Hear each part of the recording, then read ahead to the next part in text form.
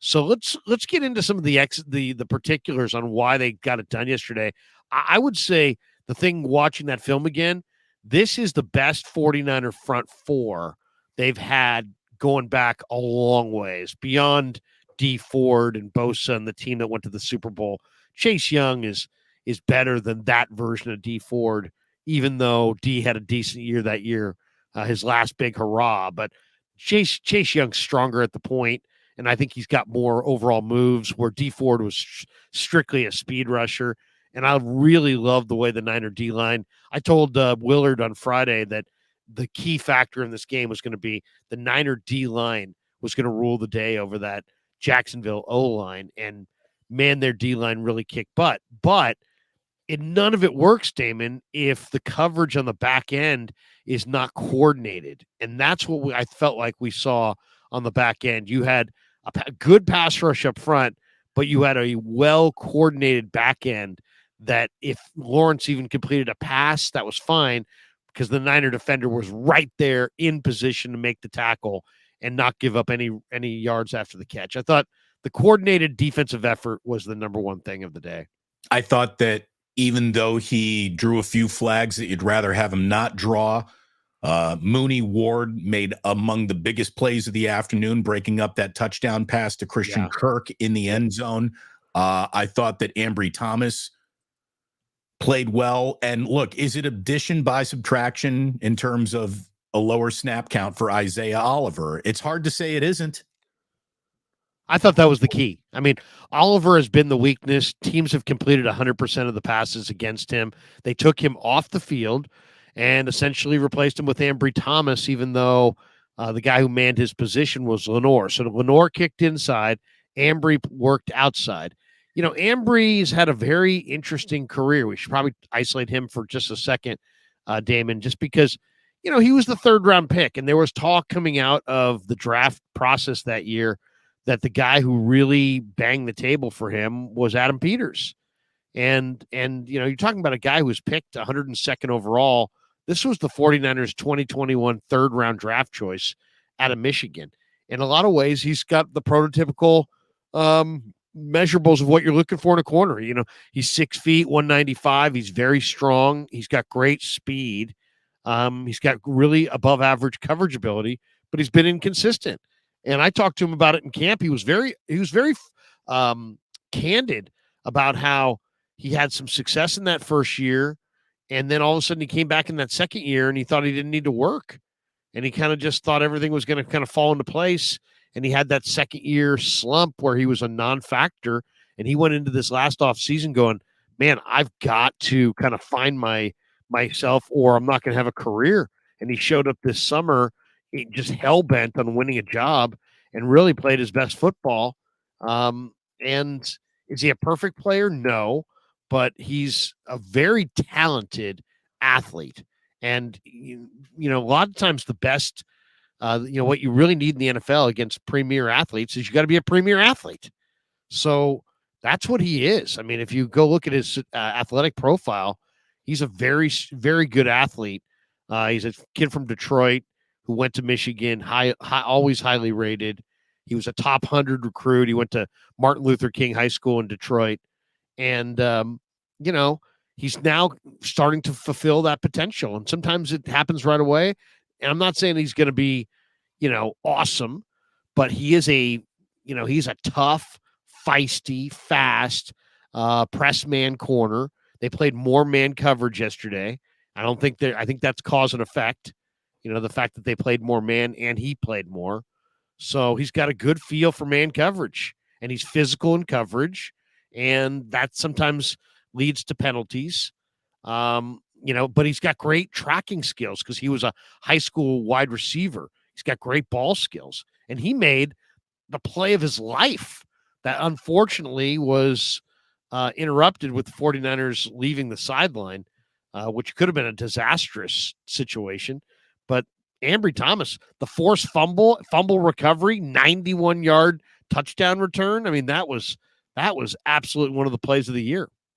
It was, I think, important for his development. And again, I think one of the most unreasonable things is that everyone expects that the new player on their team is going to instantly, day one, perform like a future Hall of Famer. I mean, there's no room for progress. You'd think that, coming from the Bay Area, people would know that, sometimes you got to uncork the wine and let it breathe before it's really ready to serve. And a lot of these guys need a little breathing time in football. They need to go out and learn mistakes, and they need to feel the game.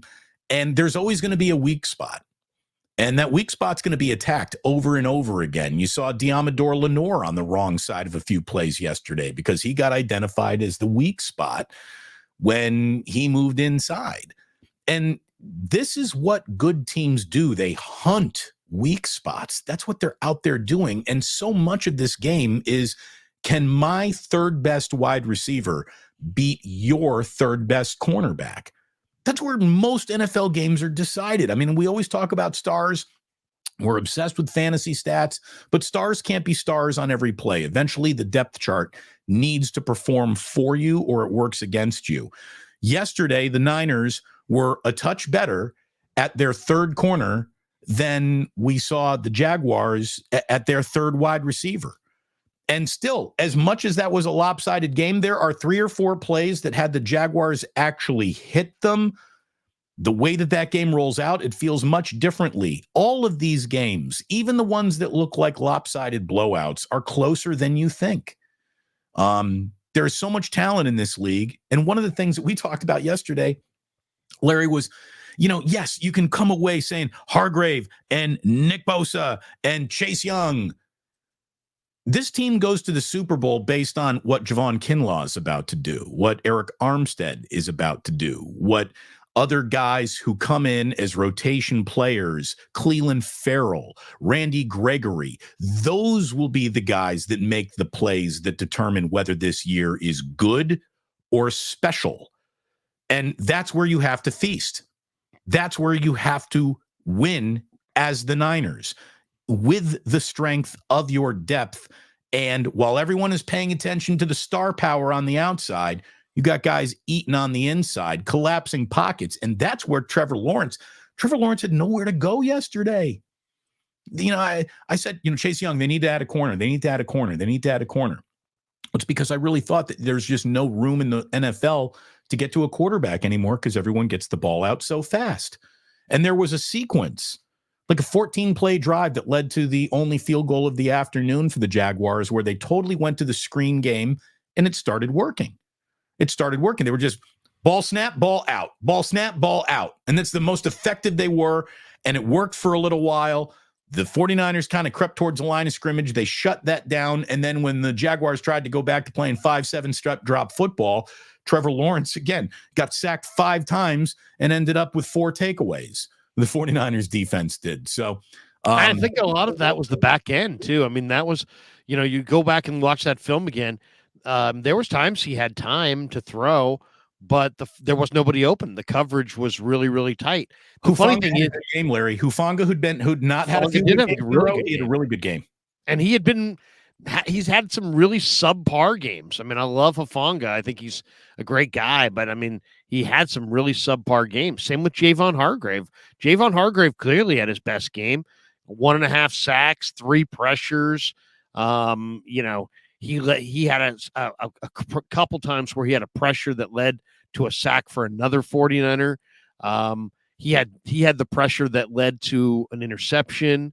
He had a pass rush win rate of 33%, which was the best on the team.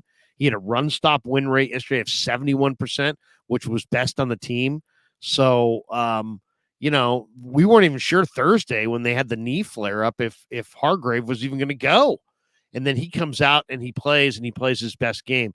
But, I thought it was ironic as hell because I asked Kyle Shanahan a question last week at the press conference. I said, Kyle, you came out after the Cincinnati game, after you watched the film, not in the post game, but the next day. And you told us, my team looked tired. My team looked slow. I said the bye week is going to address the tired, right? But where are you going to inject additional speed? And he smiled and he's like, you got any ideas for me? And I'm like, yeah, how about Danny Gray? He's like, well, that's one guy.